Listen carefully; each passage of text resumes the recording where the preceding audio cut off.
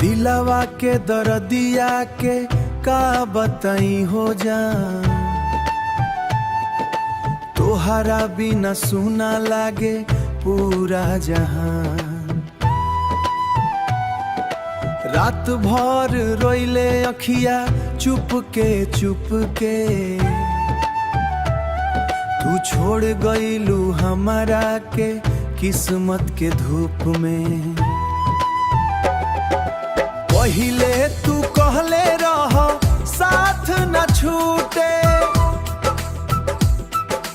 अब काहे हमरा दिल के टुकड़ा टूटे।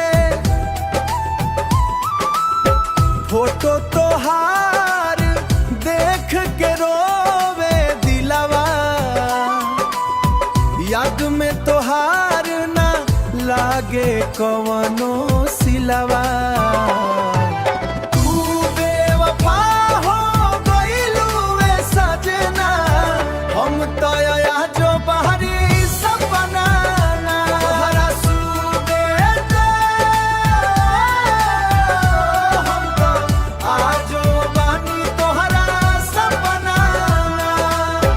साथ में भीगे अकेला सड़किया, नाम तो हर लिखे टूटल खिड़किया। जिंदगी बन गइल अधूरा कहानी, तू बिना सुना लागे जवानी।